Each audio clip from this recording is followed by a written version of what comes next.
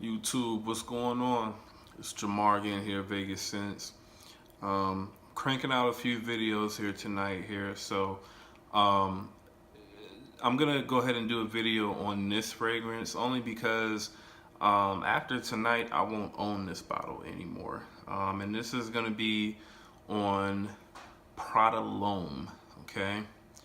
So this was one of the first fragrances that I purchased or whatnot, um, and I purchased it just off of like a lot of the hype that this fragrance was getting, like on YouTube, specifically from Jeremy Fragrance. He said how much people complimented him on this, and how good it smelled, and it does smell. It smells okay, but what I will say is this particular fragrance. I guess it kind of takes a certain kind of person to be able to wear it and wear it confidently, because this is not by any stretch of the imagination. This is not a very masculine scent at all. I would say this is probably something that, if at best it's going to be like on the unisex side, but I would say it definitely more so leans a little more feminine, and it's because it's pretty much it's like a floral type scent. Okay, so it does have sort of like a clean, fresh soapiness to it, but at the same time it's like extremely powdery. Okay, it's extremely powdery and extremely floral. And I guess if you're not really into those types of scents, you're probably not gonna like that. I typically kind of gravitate more towards. I definitely like freshy type scents. So like your, Dior Sauvage, Dylan Blue, Acqua di Gio Profumo, Bleu de Chanel, those types of scents. But then I do sort of like more darker scents. So I like, um, you know, Dolce and Gabbana The One, Victor and Ross Spice Bomb. Um, you know, uh, I love Credaventus, and that to me kind of has, elements of both, freshy and then more sort of darker type scents as well. Um, so this one, I would say, is definitely like a bright, fresh, powdery type scent. Okay, but like I said, it's not very masculine at all. Okay, so as far as the notes in this scent go, this scent has carrot seeds, black pepper, cardamom, and neroli in the top notes. And then in the middle, it has violet leaf, mate, iris, and geranium. And then in the base here, you have patchouli, cedar, amber, and sandalwood. So definitely one of the more, I would say, prominent notes that you get with this is the iris for sure. The iris is something that it definitely is there throughout the entire scent. I would say, from when you first spray it on to the end. Um, and as well as the other floral notes as well, like they're kind of blended in together along with this. And then it does sort of have like a woody base, with the sandalwood and the cedar. um but yeah, I've worn this a few times here. This is a 30 milliliter decant bottle, and you can see I've probably worn, I don't know, maybe 5 milliliters at the very most, maybe.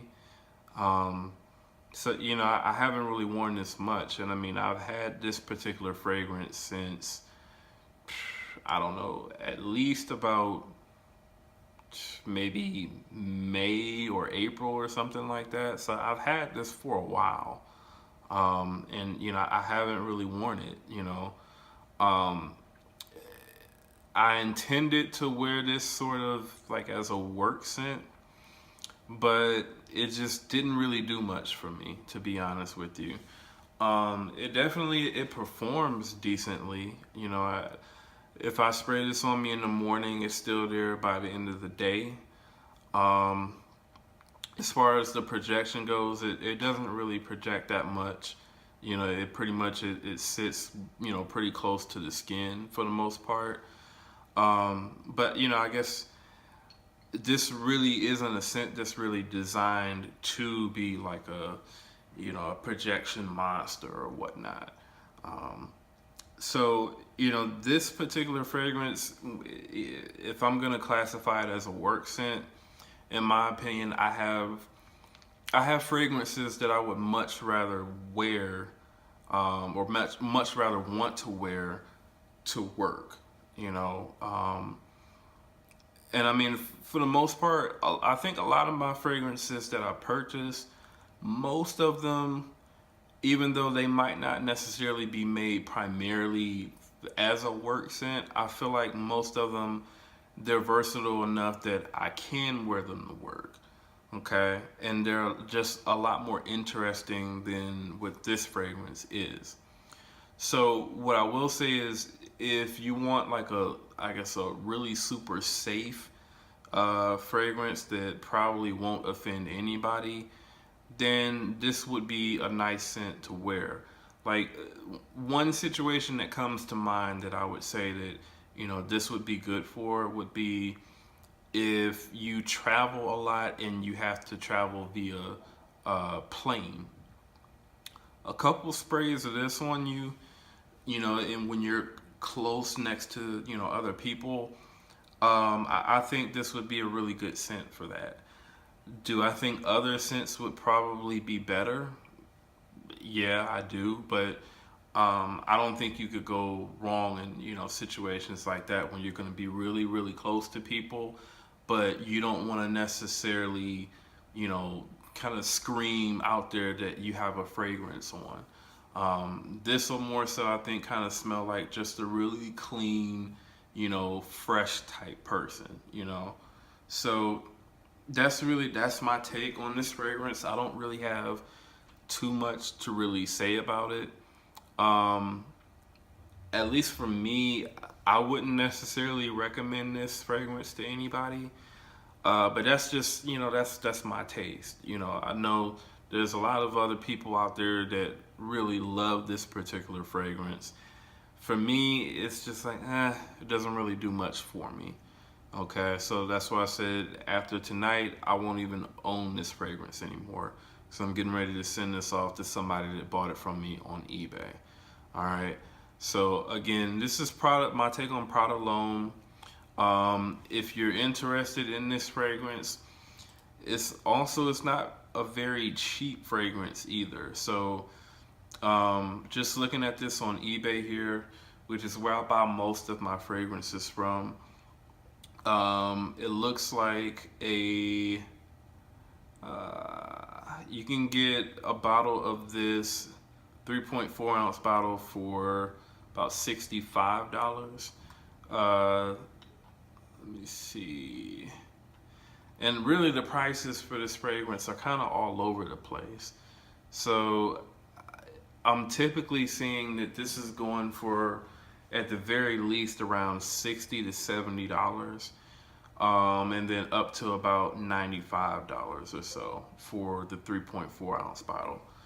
So, again, this is really, it's sort of on the expensive side, and it's not really that interesting of a fragrance, in my opinion.